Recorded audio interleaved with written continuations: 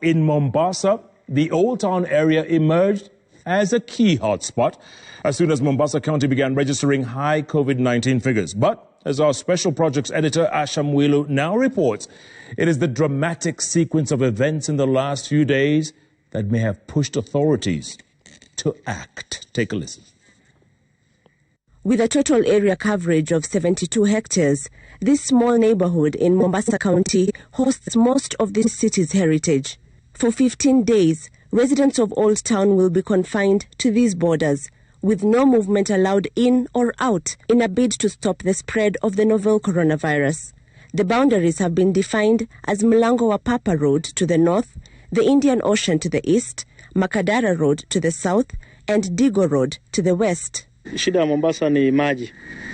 Wale wanasafirisha maji kwenda kuuza pale ndani, hiyo ni sawa kwa sababu hiyo ni basic necessity. Wale wanataka kwenda hospitali watawezeshwa kufika. Old Town's picturesque streets and narrow corridors that are reminiscent of its deep cultural history may signal a calm and incident-free zone. But Old Town can pack quite the punch. And health officials responding to COVID-19 in the area have learnt this the hard way.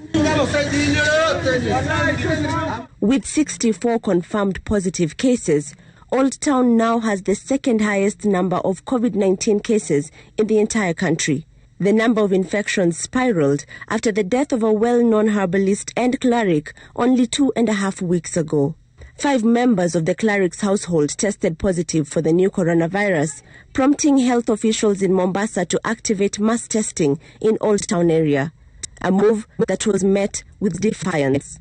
Ikiwa iko ndani ya Old Town COVID ambayo imekuwa imebobea ndani ya Old Town, kusema tu kweli naweza kusema mimi kwa macho yangu ama sisi watu wakazi wa Old Town hatujaona. The mistrust in the process has stirred a relentless back and forth between Mombasa's governor and residents of Old Town. Tumekuja kusema leo na hatutarudia.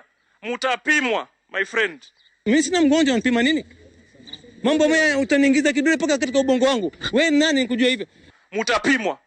Na kama hamupimwi tutawafungia ndani ya majumba yenu. Kina Joho kama wataka wao waende pale Makadara, tuone wakitoa vile vitu katika pua zao.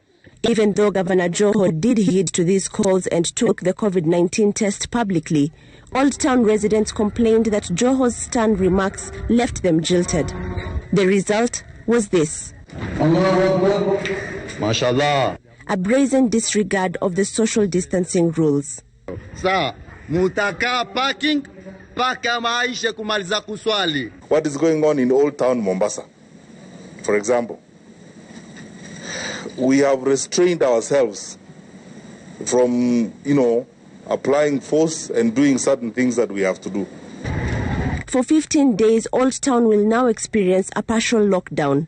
Even though its residents can move freely within designated border points, there will be no movement in or out of the area. But government officials know how tough it will still be to contain the spread of the virus in the tight-knit homes of this neighborhood. Maisha hapa nayajua mimi na wewe. Tuishi pamoja hapa. Nyumba chonki moja hapa. Nyingi. Si wote wanaishi kwenye maflati.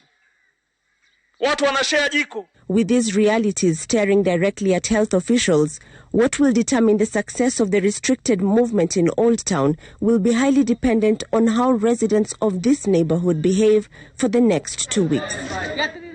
Asha Mwilu, Citizen TV.